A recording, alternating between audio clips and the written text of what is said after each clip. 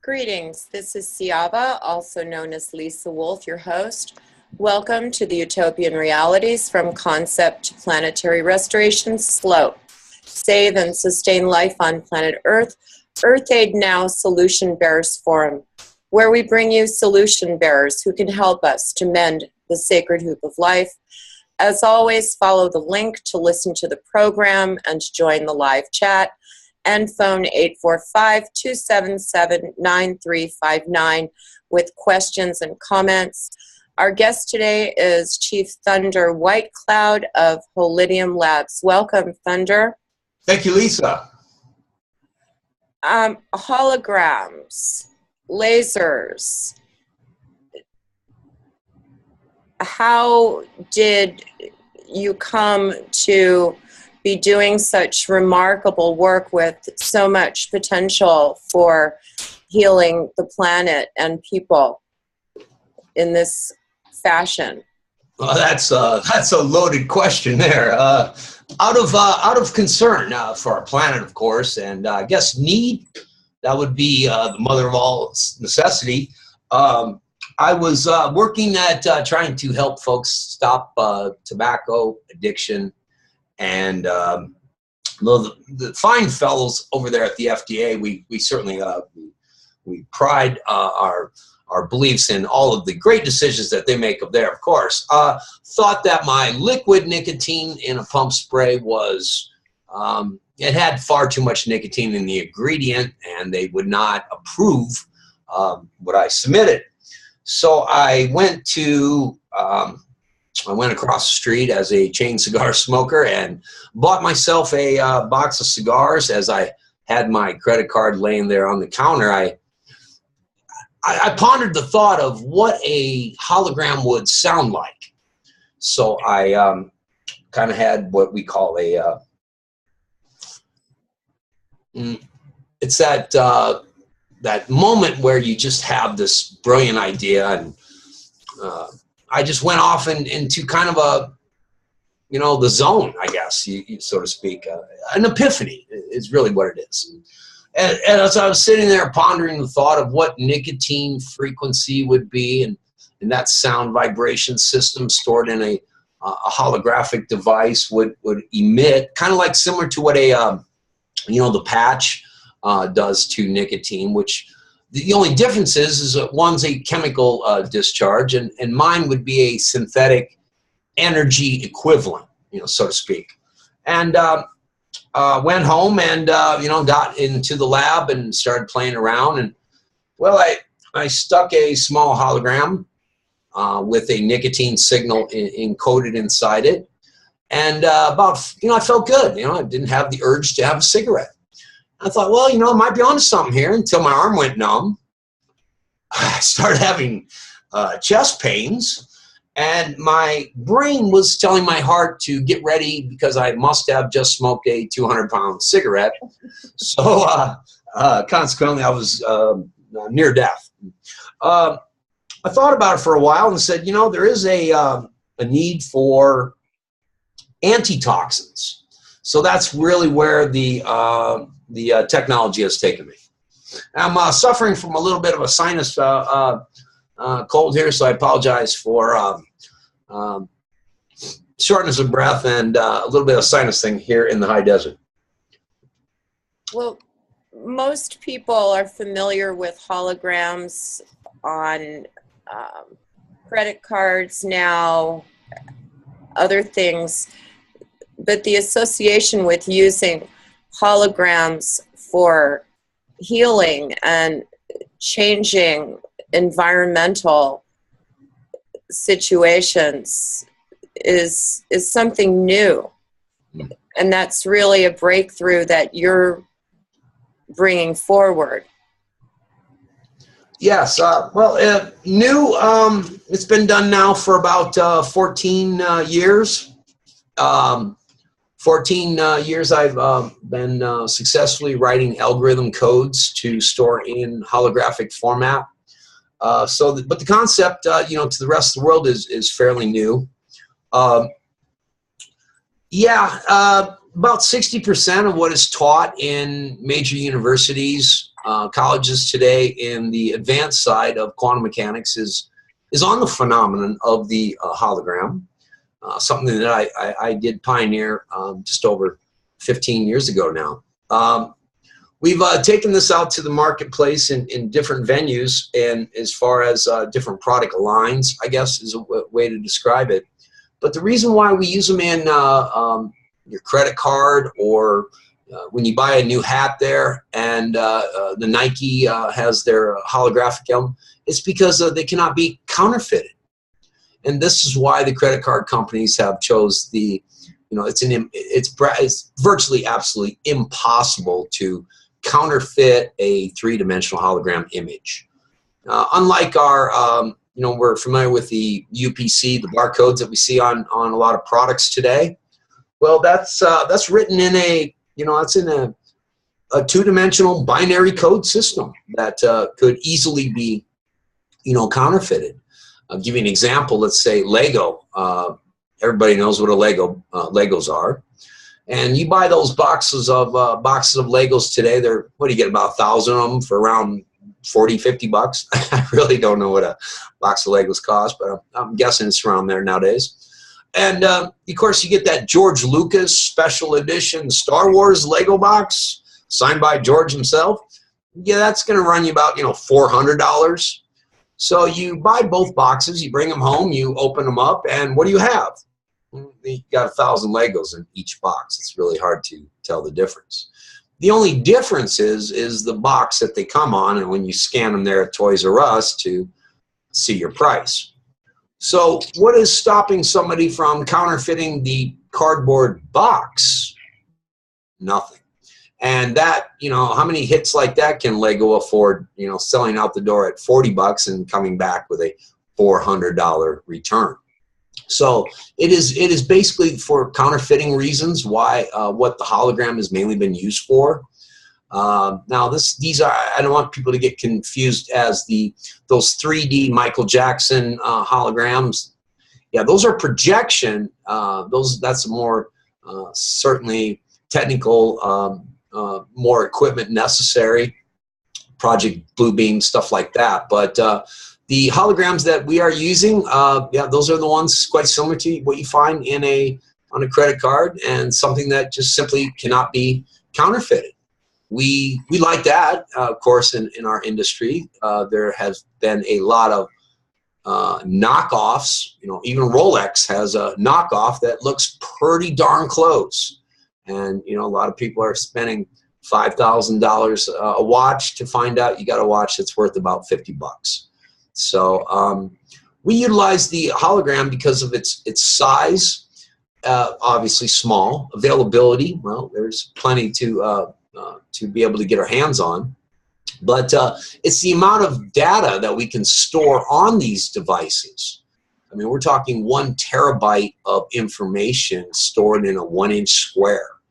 It's simply not a computer out there that can even come near that or a CD, a DVD that can come near that type of volume.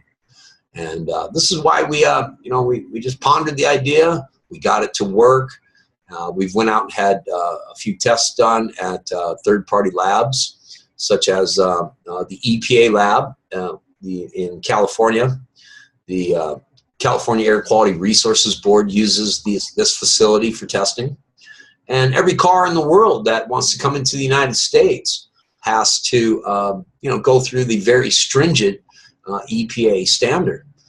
We tested our device there, and I'm proud to say, set the world record. I mean, whoa! If they weren't surprised at this ability, and really laughed at me when I walked in, Well, it does. I know people, they see this little hologram sticker and they think, what?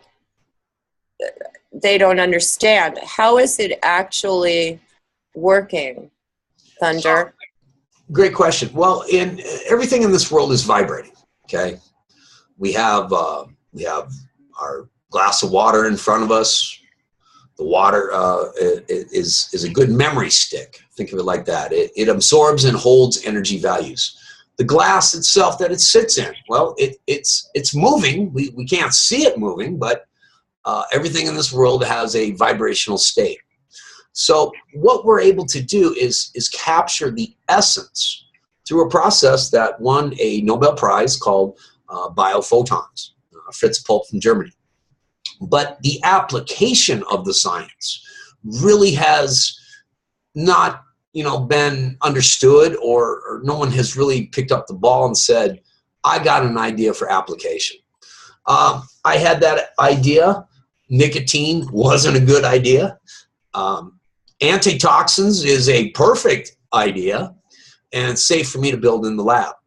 So one of the great things I like to say, why is our technology, I'll use the word Trump, why does it trump everything out there? Because we know it is safe. If it was dangerous of any kind, it would kill me in the lab.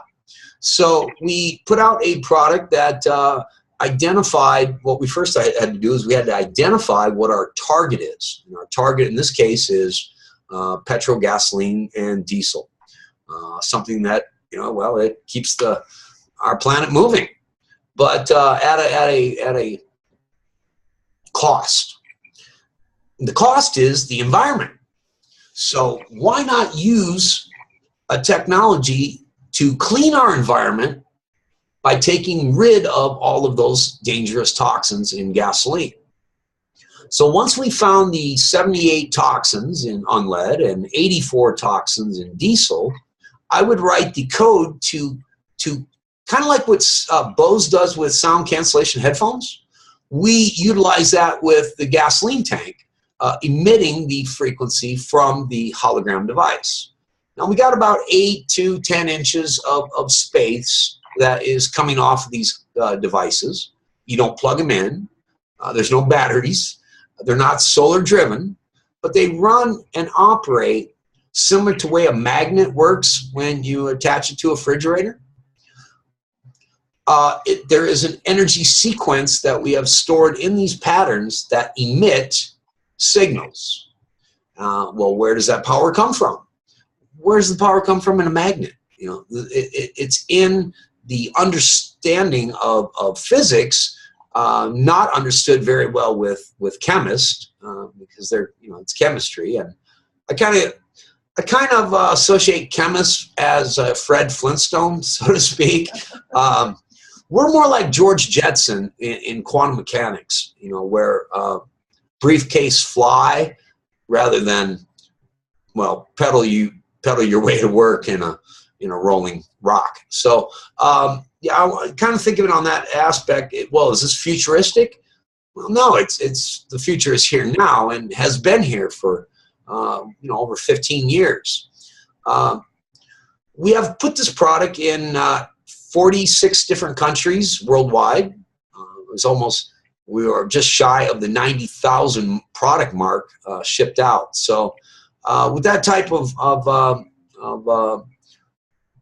I guess validation and not getting but a handful ever been returned, we know we got a solid product line. So what we're doing here is we are emitting the frequency. It neutralizes the toxin, and when it gets to the engine, that temperature is only around, let's call it 600 to 800 degrees. Okay. Well, there's a melting point, or the flash point, for each toxin and each element in our world, and some of those are between 2, 3, even 4,000 degrees. So what doesn't get stuck on your cylinder head or caught and captured inside your catalytic converter on the way out comes out in the form of uncooked hydrocarbon smog and pollution we see in our skies today. So by weakening those toxins, they burn in the engine, but they burn completely in the engine, and those toxins that never melted before, they implode. So it's like an incinerator to them. And our end result then is clean, fresh H2O, water vapor, and 21.6% oxygen. Now that's the key. We are producing more oxygen that comes out of the tailpipe than what is going inside the engine, along with all the other pollution in the sky. So our cars become air purifiers. great 360-degree solution to a major problem worldwide. So what about the emissions that are already out there in the atmosphere? No. Is there also a way to address those? Exactly. Our cars are doing that. Our cars suck in air mixed with the gas inside the piston. That's what makes our engines run. So as that air is being drawn into the engine, it's being neutralized. We burn all that trash that's in our sky. We burn all the trash that's inside the into the gas tank, and the engine spits out clean, warm, fresh, zero hydrocarbons, zero NOx, with a higher percentage of oxygen than we even have in our sky. Back the way Mother Nature wanted it. So give people the vision and the timeline of how quickly we could have this cleaning happen. Okay, I think well, it's a two-part question, I guess. It's how fast can we have this worldwidely, excuse me, worldwide, we could have this done? I am certain to say that it only takes about 5 minutes for 5 to 10 minutes on some cars. I mean, 10 minutes is a long time for most of our technologies to work because it starts immediately. Within 30 seconds of coming in contact with our technology, the product then is beginning to work, and the engine is just now waiting for it to get cleaned out itself and start burning that gas that's back in your tank. So yeah, 5 to 10 minutes, you see results immediately. Now, globally, this would take the participation of all those in the world at the same time, or within realistically a day's time, as easy as to send an email to and instantly your smart device would receive an image on your phone. Your image on your phone, then, you would simply point toward your car. And within 30 feet of your car, with that image lit up on your screen, we use the cell tower and the cell device, as they run on frequencies, correct? We utilize that to broadcast a signal directly to your car and stop pollution. We can stop pollution on this planet in 24 hours. It takes 7.2 billion people to be aware, and that is something that I assure you we will have handled this by this time next year. Now, you've brought forth hologram to address radiation. Obviously, we're dealing with Fukushima, we're dealing with evacuation levels of radiation across North America. Can you speak to that?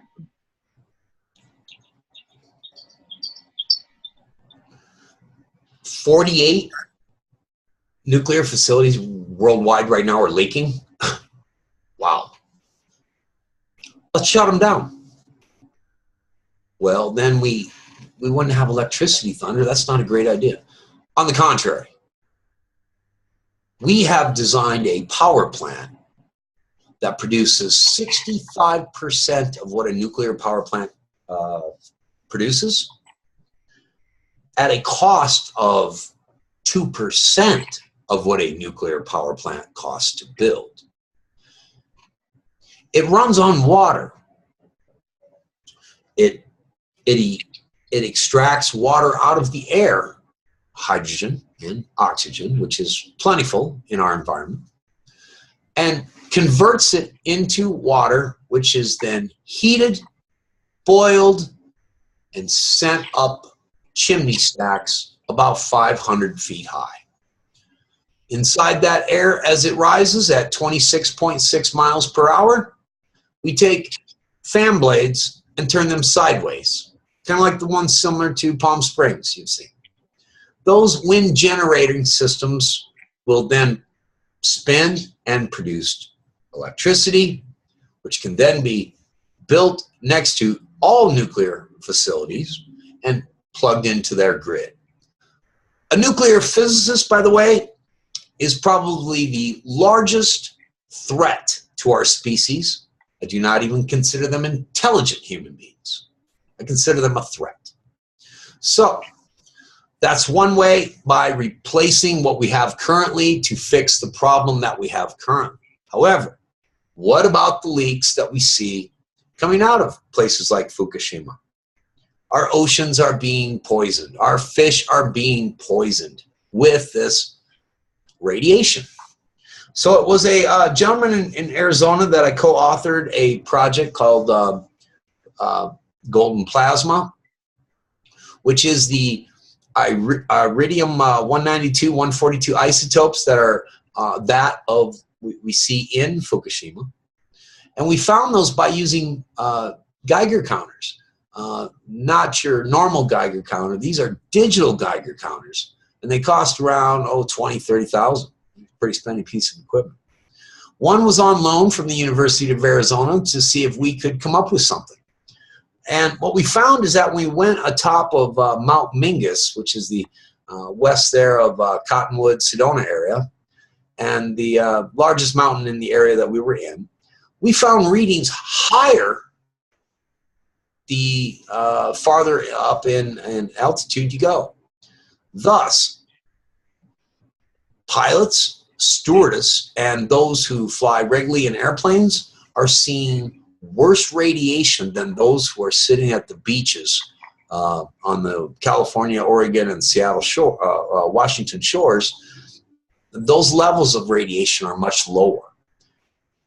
We also found it interesting that the farther down into a cave or a mine, for instance, the levels were even higher. So it depends on what altitude you're in, I guess, or how deep into the ocean or ground that you are in, will determine how much extra radiation we are being hit with. I would like to say too, the Japanese people, you are some resilient folks over there. Your baby bunnies are being born with without ears. That's you got to listen to Mother Nature. Let's start there. How do we solve that problem? Well, drones, frequencies. We have a safe approach to doing it. I've also worked and studied with some of the great scientists out of Chernobyl. They have designed a pillow that you simply squeeze. It's a soft little pillow, like, it's not very large, little head pillow. And when you squeeze this thing around your belly, it instantly gets hard, and it is a absorption of radiation that you can take out of your body. Well, I was fascinated by that invention, and so I of course pulled the frequency from that device and stored it along inside our Golden Plasma program, which will give you roughly about a 30-yard bubble of protection. It renders radiation inert, and it is and has been only the closest thing that I've been able to design for a cure. Now, how do we approach the Japanese officials and say, hey, look, we got something that you can work. Here's some drones. You place these hologram seals on top of them and fly them around the area until the levels are at a safe way to go in and fix your plant. Once you're there, I'd fill that thing with concrete as much as I could, and then build a aquaterratron right over top of it. The plant then can be plugged right into the wires, and Japan has, again, solved a worldwide crisis. And that's the best we got right now, Lisa. That's where we're at. Now, the deformations, the abnormalities that you mentioned, rabbits I mean, humans. I was talking to someone today we were, obviously we're dealing with Dewey Burdock and uranium mining here in the Black Hills, and already you're seeing in Pine Ridge, birth deformities, children with, birth deformities, small, fingers and things like that. Are there ways to actually go in and correct things at a DNA level that's going to have a visible impact, or a real impact on people's health that have already been impacted? Yeah, there is. We call it, well, it's kind of like that movie Fight Club. There is no Fight Club. Rule 1. Rule 2, there is no Fight Club. We have Digimed therapy. Rule 1, there is no Digimed therapy. However, I do not fall under, I'm not a food nor a drug. I am text therapy. We send a text to your phone. Give you another record that we set too. Let's touch that because it's in a similar scenario. Is EMF radiation off of cell phones. We've been told, that these things are safe. And then about 10 years later, the World Health Organization got together on a 28 country, 400 member panel and said, you know what? Cell phones can cause a carcinogen frequency that could create cancer to the brain. Well, even Apple Corporation has, in your owner's manual, simply says, do not hold device within 3 inches of the human body. Well, I know 99.9% of everyone I know has a cell phone, and chances are it's within 3 inches of the body. So here's what we're looking at. We're looking at a scenario where the phone manufacturers cannot admit that there is a problem. If so, you have just opened yourself to the biggest class action lawsuit the world's ever seen.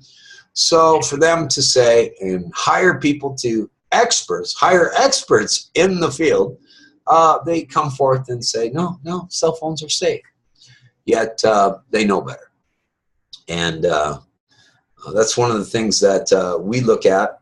How can I help you with, say, your diabetes, or how do I help you with your whatever ails you by sending a text message to your phone?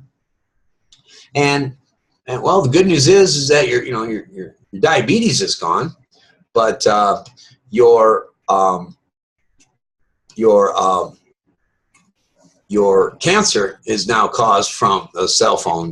So we got to have a clean environment to be able to safely rid that of the problem that we're working on before we start giving you other problems. So yeah, this is very cutting edge, almost a fringe type of science, but yet we have seen it consistently work over 1,800 patients worldwide who have utilized this type of technology to stop what it is they have. I had a lady here this morning who called me, and she was interested in, because her friend out in, I tell you this, I got to work on a hologram to get my sinuses cleared up here. I'm not used to this air. The lady who got a referral from her friend in Florida who had a brain tumor here, and got one of our technologies a couple months ago, and well, the doctors are confused where that tumor has gone. The reason it is gone is because the anti-frequency to cancer and the alkaline frequency that we convert the body into is the key. It's very easy. Cancer cannot survive in an alkaline environment. Dr. Leonard Coldwell, at the age of 14, I believe, started studying what cancer is, and to save his mom. Well, that's motivation. So what we've seen here is taking solutions and making them into a instant image that people can receive on their smart device and then utilize that device to, solve the problem. So we like to think of ourselves at Holidium Labs as a solution manufacturing company. That's really all we are. We are an information software, which is Microsoft and Edison. Edison is a power company. Microsoft is a software company. And we've been able to merge the two together to have an image-based software that emits a vibrational state and pattern to cancel out X's and O's. That's all we're after here. We got to cross out what we don't want so that our end result is our target and hit with an exact science. This isn't, by the way, I want to point this out. This is not a esoteric belief that one must have, I guess. However, now look at this. Cancer's been solved 4% using chemotherapy, but folks that are praying or wishing the cancer away have got it away at 25%. Mm-hmm. I'll take those odds over the 4% and giving you lots of money in the process. So is this a intention-based technology? No, it is not. I am not dancing around a full moon with holy water and nothing like that.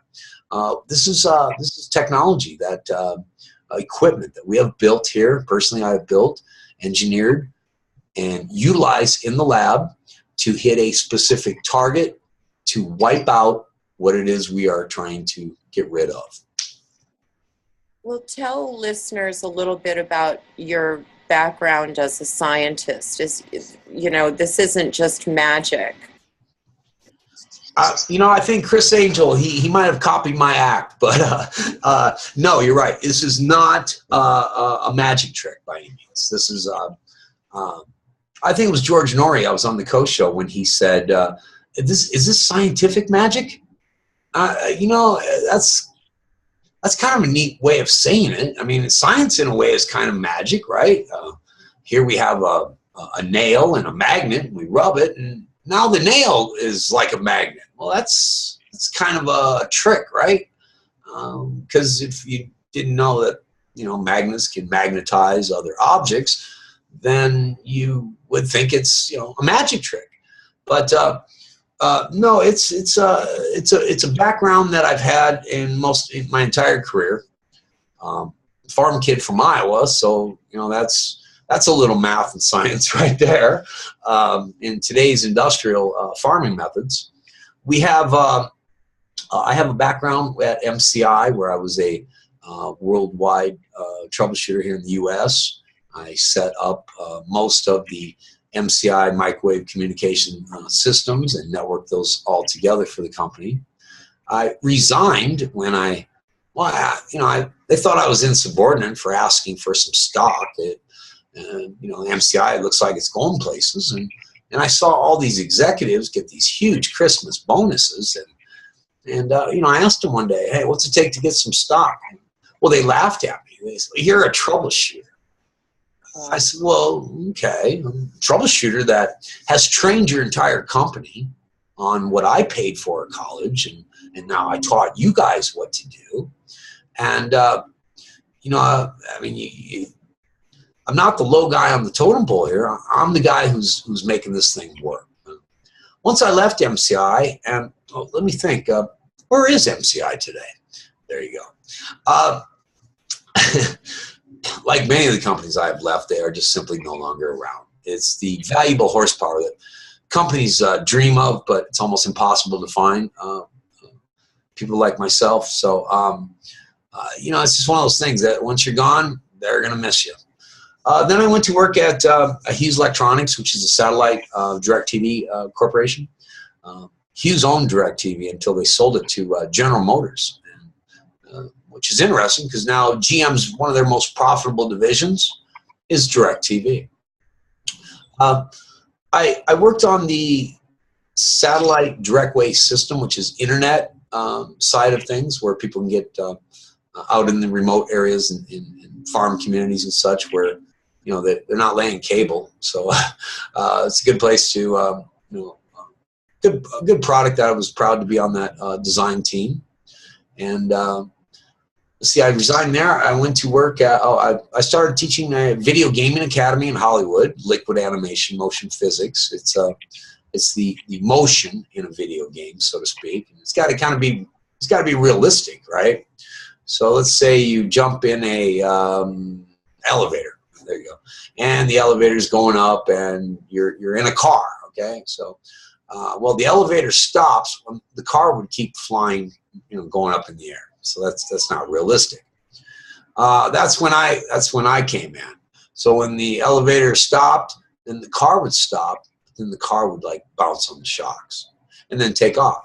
So it has to look real, so to speak, in the video gaming world, and you have to use the laws of what we understand these different physics to be. The laws of physics have to be realistic and fit in the video gaming side of things. So I was there for many seasons, and I enjoyed it. I really did. It was a great time in my life. Along that time, I was also a chief consultant in a environmental think tank called Treehouse Consulting. And it was the combination of what I was doing in environmental work along with what I was learning and teaching at the Video Gaming Academy is when I had this idea. This idea to capture essences of other matters and be able to change the property of that matter by placing a small frequency device that we have stored that target's information in. So let me give you an example. God said, "You are wood. You can't see through you. You're a solid.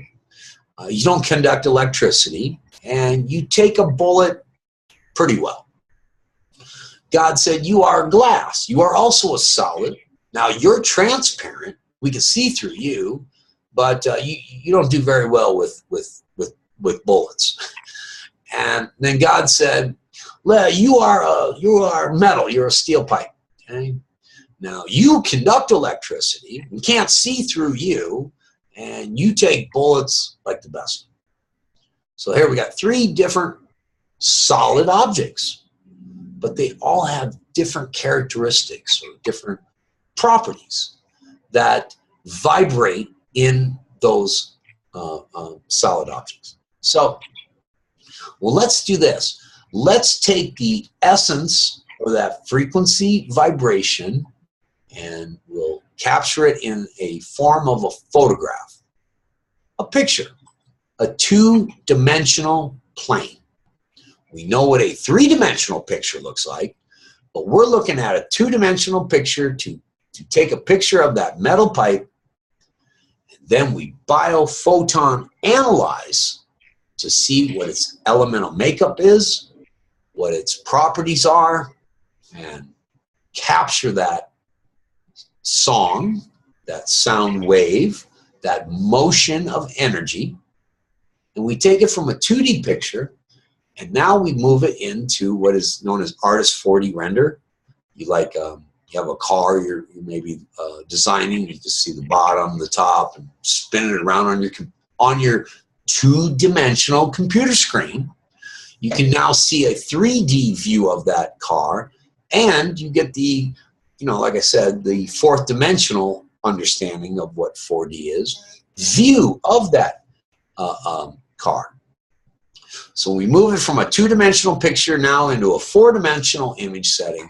And now it's time to burn and print that in a 3-dimensional field. A hologram, which is basically 2 mirrors that capture light, energy, frequency, and create biomimicry of that object.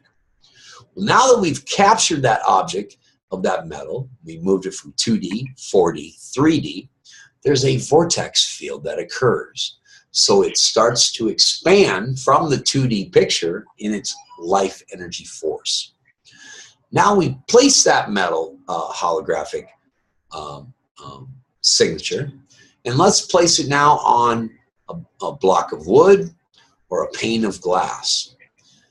The glass and the wood, they don't know it's not metal. All they know is that all of a sudden the phase has changed in their world, and they now conduct electricity like gold. They are still chemically wood and glass, but they don't know the difference, and they believe that all of a sudden that they're metal, and they start acting like a metal pipe. So if I shot that bullet at the glass, would it shatter? Yes. It is still glass. Nothing has changed from its chemical composite.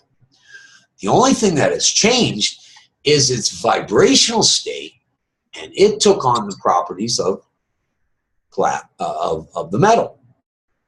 So now your wood conducts electricity, your glass conducts electricity, and we have the ability to, easy example, we have the ability to program matter to do whatever we like it to do.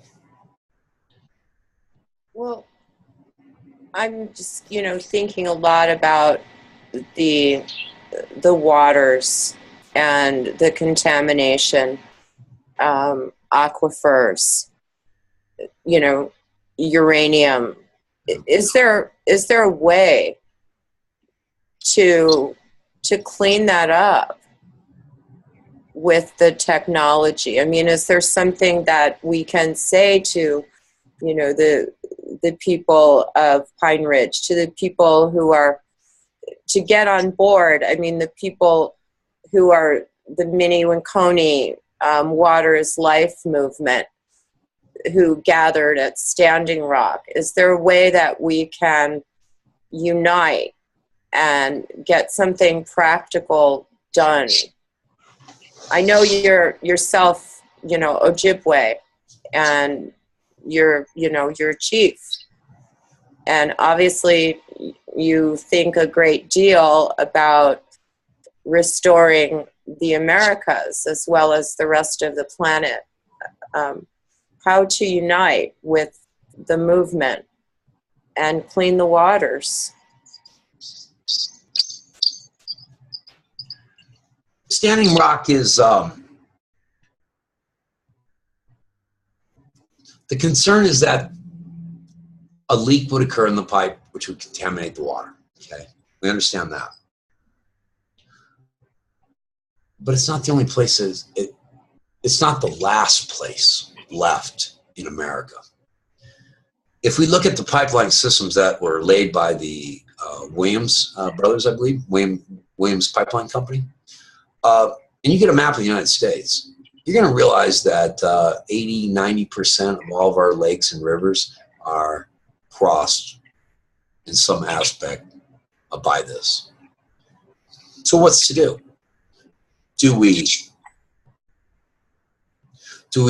not go across that area and go up through maybe Canada's, take it more farther east toward Wisconsin, bring it down through Illinois, and I believe it's southern Illinois is where the end destination is supposed to be to a refinery. You actually cannot, without crossing a water stream, that's actually impossible to do. So I applaud the brothers and sisters for making a awareness of the problem and potential problem. We need a awareness of alternative energy sources so that the need to build these pipelines is no longer there. There are many alternative energy sources that are available. Certainly my favorite is the biofuel. By growing plants and extracting that biomass, we can run our engines today. An area of location that certainly I would love would be Arizona, Mexico, where land for the most part is relatively cheap. It's very scarce, and my math equation says that if we took 400 miles by 400 miles, it's not exactly a lot of land by any means, but on that property, we would have the ability to use our frequency agriculture, frequency fertilizer system. It's a way of tricking the plant into believing that the sun is coming up every hour on the hour. You see, photosynthesis is activated when infrared, just before the sun comes up on the horizon, is only light visible. It would be infrared there. And that triggers photosynthesis. So if you could hit your plant with every hour on the hour a infrared pulse, the plants really don't know the difference if it's daylight or sun. Their only reaction is the infrared that is hitting the plants. So we literally could grow or do 24 push-ups a day instead of 1 push-up. You can understand how the increase in yield with true plant extract, 400 miles by about 400 miles, we could produce about 83,000 gallons of biomass that we could utilize in cars, completely eradicating the need for OPEC's, is it price gouging? What is the word I'm looking for? Their control of their product lines. And I am certainly in no way, shape, or form here to pick a fight with OPEC. On the contrary, I'm the guy who wants to work with OPEC to say, hey, look, we don't have to worry about pollution. Now, does it save in gas mileage? Yeah, we make engines certainly a lot more efficient. And by making it's a math formula, by the way. If you reduce emissions, you increase efficiency. So we've done dyno tests to determine that we have shown increase in torque, increase in horsepower, and at the same time, that difficult one, once you do that, to decrease hydrocarbon emissions. It's our flagship product, and I want to be perfectly clear here to understand to folks that I am not a MD. I am not a doctor. I am more a environmentalist, and I will stress that word, mentalist. I am one who loves Mother Nature, I guess, a little bit more than I do my next door neighbor. You know what I mean? Yeah. So what can we do to stop these problems? We have the solutions to stop them. It is only a matter of time to get the awareness out. So I've kept this company in its design to be completely a grassroots effort worldwide. We have trained just over 60 factory authorized reps that work for Holidium Labs. And what we're doing here is we are giving the education to spread the news, because once you hear about this technology, it's very hard to forget. And with that being said, the awareness is coming. The consciousness of our planet is across the world rising. And we thank people like yourself who are out there interviewing and getting this message out. I do not do major mainstream media interviews, and I will never do a mainstream media news report. Now, go ahead. You and I talked, and I'd like to touch on, we talked about addictions and the plague of alcohol and meth and and other things. And you're concerned. And it's not only in that field, but there's not exactly a great welcome in existing industries to seeing solutions put in place. Can you talk at all about your experience with that? And in fact, I was called from Europe here this morning on a very similar request. What can we do for addictions? Well, I sat and looked at the 15 most addictive problems, behaviors, or indulgence, I guess. I don't know what to use for a word, that are associated with drug and alcohol abuse. My attorney at the time had a halfway house out in Huntington Beach, California, where, unbeknownst to absolutely all of the gentlemen that were there at the facility, we created a way of stopping or curbing addictions, and I had it tested there. About 60 days later, the resident manager called me up and said, "Hey, I'd like to come out and meet with you and have a few moments to kind of give you my understanding as to what's going on here." I said, "Sure, look." And when he came out and when we studied this, the things that I noticed, or the things that I noticed him saying, was his fear that we would take these long lines in the courtrooms away. The judges don't want to hear how you stop this it's prison industrial complex. Does that make sense? It's not the military. It is storing humans behind bars is a very profitable business in the United States, and many of these private prisons are owned by judges. So you see how having the judges' workload diminishing to almost zero, they don't want to hear about that. So I was pretty much advised to stay away from the addiction lines. It will put judges out of business.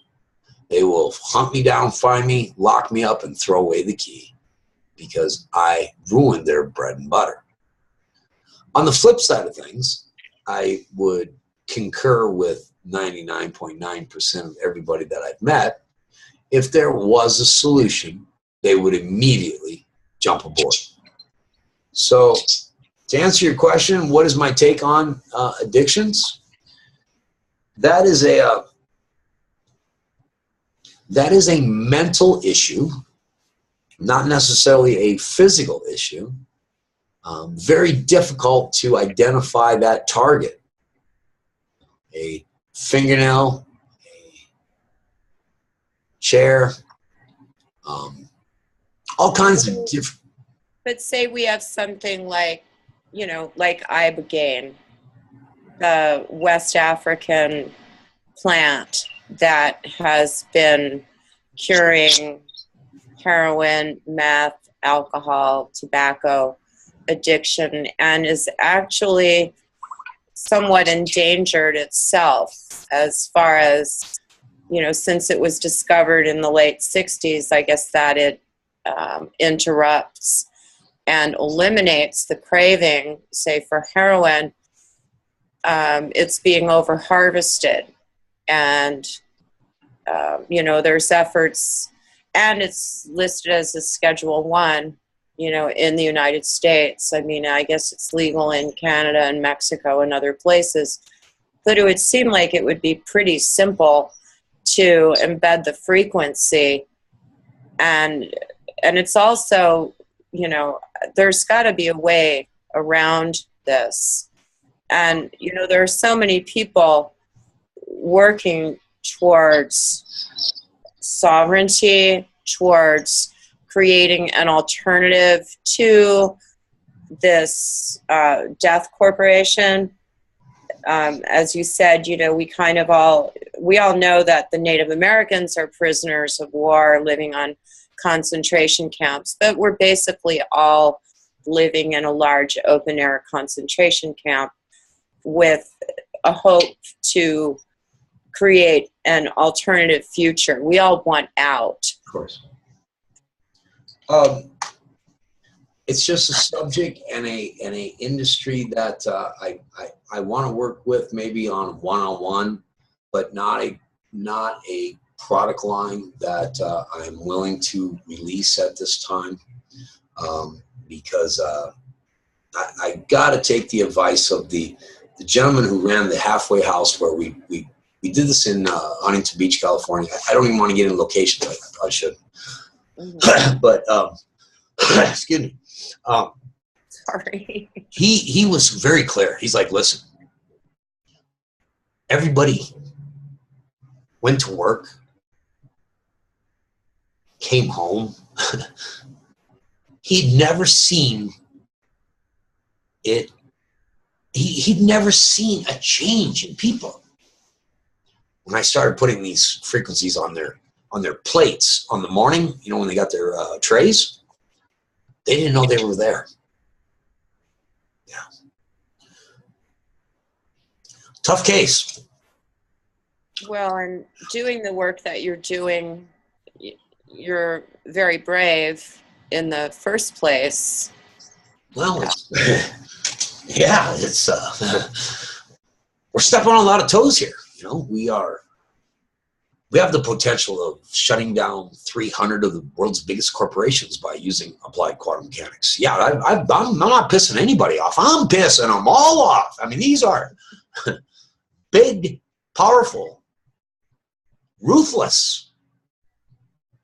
We can do it.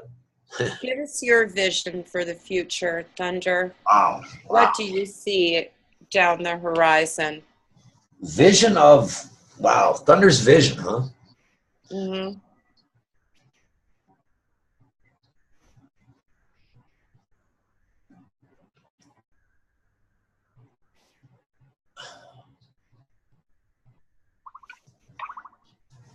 That's a loaded one. Here we go. Clean skies.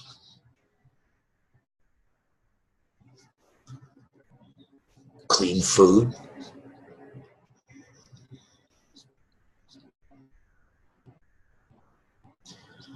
Everyone healthy.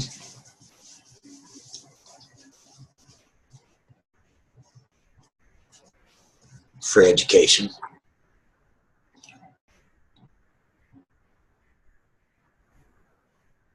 It's all here now. Future. See, that was the tough one. What do I see? Visionary future. Wow. How about a world in harmony? War is in the history books as labeled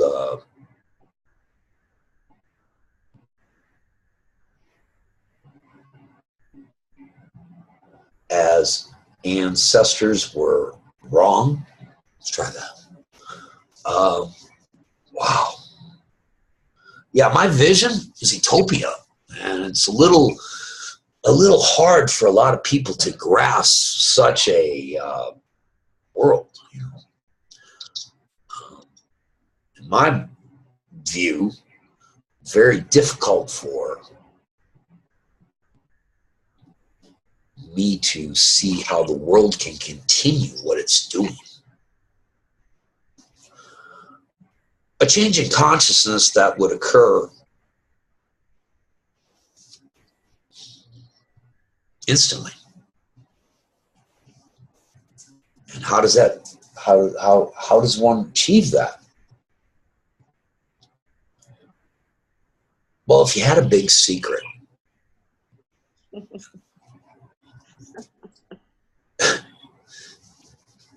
yeah, that's a tough one. What do I see the future as? Perfection. Nothing more. Nothing more. Just perfection. Yeah. Yeah. Not hard to do.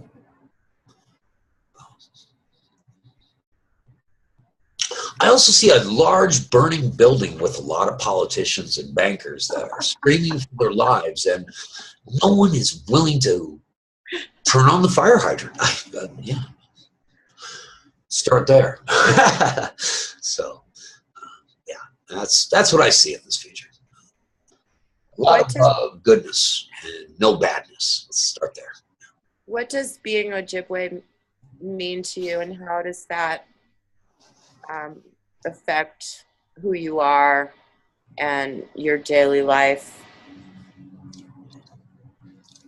Well, I got more of my father's looks. I got his colored eyes, so that helped. So I can chameleon in along with society where they just don't know. And yeah, my dad and my father were two different people. So Dad was a farmer from Iowa, and my father, well, he was a very famous rock musician for a band called Deep Purple, who wrote one of the most popular guitar songs of all time, Smoke on the Water. Yeah. Mom was, well, she was bitter in her late years, but a kind soul in her early years. And I understand roots real well. So looking back, you can't beat them, join them. That was a really bad phrase. And it was adopted very well by the, I mean, centuries, not just white man coming to America. This has been going on worldwide with African tribes fighting African tribes, and Aborigines fighting Aborigines, and Asians fighting Asians. So it's what we've learned more in the last 100 years. Let's continue to learn and learn from our mistakes. That's what we are done.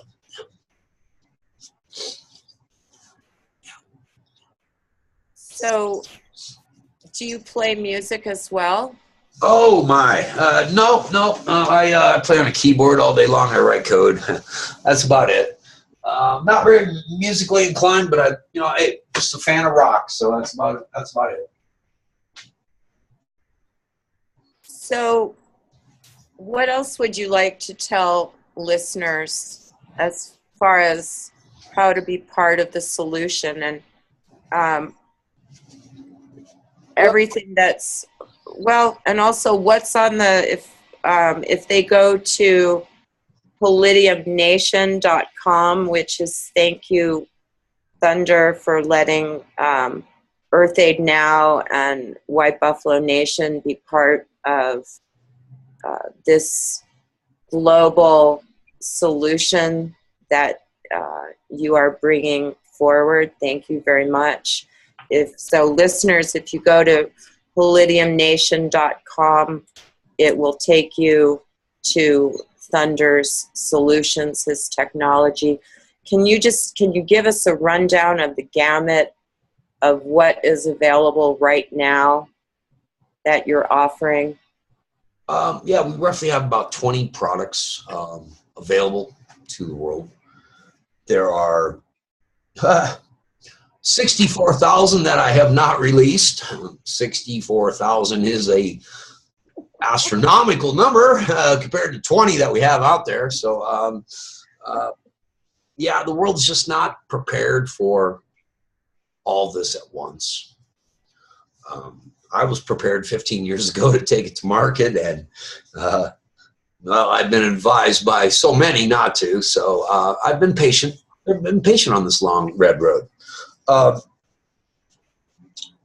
If I had to describe the top products that we have available, it's because they're the ones that I see are necessary now. Stop pollution. Well, that's a good product. I love it. It's our flagship product. And frequency fertilizer. It's a personal favorite. It increases yield in crops in areas that maybe soil conditions are bad, or the availability of certain fertilizers are scarce. Without the need of those insecticides and everything else that Satan wants to put on your food, on your table. So get get organic if you can, because it's just gonna extend your life. The end. What do you want me to say? You want to eat poison? Yeah, go ahead. Monsanto, buy their stock and eat their poison, and have a huge life insurance policy. And you know what? You will leave your kids, you know, a memory. That's about it. So I try to avoid anything that is GMOs. Let's go there. Our water and our electrical products, you simply place on either your breaker box, small sticker, peel, stick. The end. User friendly? Very. It's plug and play material. It's already loaded. It's already working. You just have to place it in the right place. That's it. Cleans your water. Cuts down the transient spikes in your electricity, which are overcharges. It's a dirty little secret that the utility companies don't want you to know. You're watching TV and Miss High Maintenance flips on that hair dryer and your TV goes, woo. Well, that caused the meter on your side of your house to spin faster. But did you use any more electricity there? No, you didn't. These are tests that can be shown easy on a 9-volt battery and a couple of resistors on a little breadboard, where your voltmeter will look at it and say, oh yeah, that's 17 volts of power. I got a 9-volt battery. I mean, hello, you are not using that much power. So these are overcharges, and what we do is we eliminate those surges in the across the bus bars. And it's simple as a small device that peels and sticks to your breaker box. Oh, my favorite, my gosh, how did I miss this one? Thermal Smart. Thermal is my favorite technology that I've designed in the holograms. I tell you, this one, we broke the laws of thermodynamics. And I'm proud to say I'm not in handcuffs right now, so science was wrong on that one. Yeah, we have demonstrated how air conditioning can come out, or freezer air can come out colder at the vent than over 1,000 feet away where the condensers were and the air was started. So started at 24 degrees, came out at 34 degrees. It went down. You lost 10 degrees just in the vents. We put the hologram device right there on the fan, and the air is now coming out at 19 and 20 degrees. Colder than when it started. Well, wow. In science, that's impossible, and in quantum mechanics, we call it applied reality.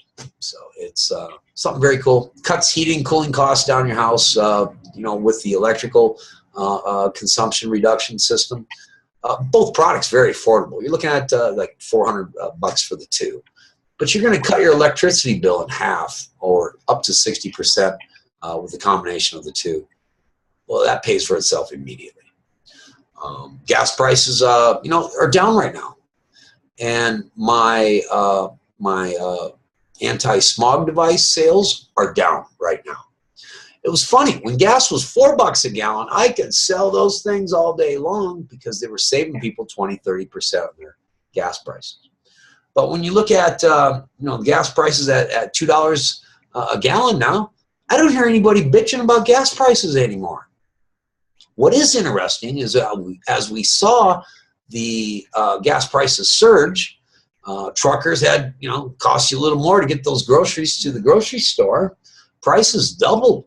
I mean, food prices got scary there for a little while.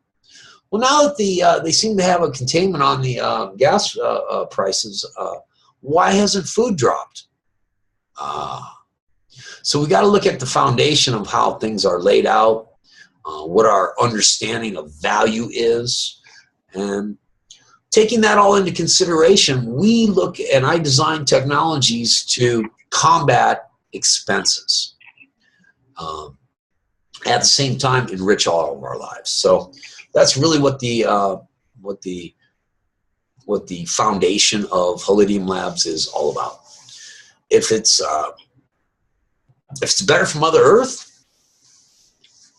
for centuries and our grandchildren, well, that's what we're into. That's where we begin. Yeah. It's a process that, like I said, 300 of the biggest companies in the world right now are obsolete. Their CEOs do not want to hear how I can help their business or how I can help their company, because if I can do that for them, then that means it's going to hurt us in the long run. Well, they just need to figure out how to transition into something else. Everyone needs to be able to understand how to change.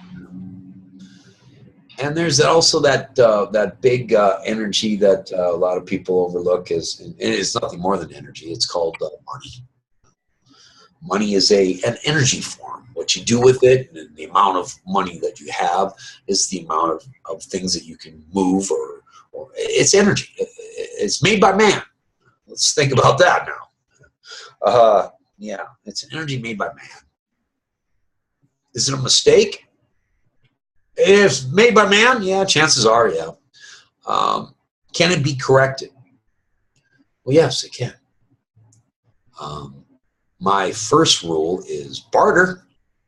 My second rule is PayPal. So you can see the difference which one I would rather have. First, let's barter. Let's get back to bartering. It seemed to be the way of centuries. Seemed to work quite well. Money really came from, I guess the first money was Knights Templar. They were Europeans who Well, were. I think there were cowrie shells before that too. Well, I guess the first credit card, I guess, was that of the Knights Templar.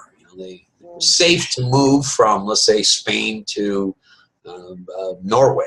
But you get across Europe, you may come across bandits who want to rob you. So you could take all your worthy possessions and they would sign off. And when you got to your end destination, you carried in, and the Knights Templar would give you minus 10%. Well, hey, it's better than 10% than losing your whole. So that's where it became, a safe way to travel with then getting your wealth when you hit your destination. And I think that's what caused a problem with the churches and problem with everything is that they owed the Templars way too much money, so they hung them at the tried them for heresy, hung them at the cross, and well, hey, we don't have to give them that money anymore. I like this one. Well, the same with the Native Americans. And my understanding is the Treaty of 408 AD that was signed by the four root races, and they came up with this whole doctrine of discovery to get around the trade agreements that they had with the Americas. And I mean, the whole thing is a crock. And so personally, I spend a lot of time and energy on helping to reestablish traditional government. And when people asked me last election who I voted for, I said I was voting for the Algonquin Iroquois Confederacy and for sovereign tribes. And I continue that work, which leads me to a last question. Then I am going to have to close for today. Chief Thunder White Cloud, how did you get the name Thunder White Cloud? Well, when your mom's Linda Cloud and the elders are watching this one grow, little Thunder was given elders at an early age. So it's this one that's been stuck with for a long time. I'm comfortable with it. It shows roots, obviously, and it's a tough one to forget. I'll tell you that. Kind of like our science and our technology. Once you see or meet me, I'm kind of like this big giant pill. It's really difficult to swallow, but you're going to feel a lot better once you do. So, Lisa, it was a pleasure today. I absolutely thank you for the interview.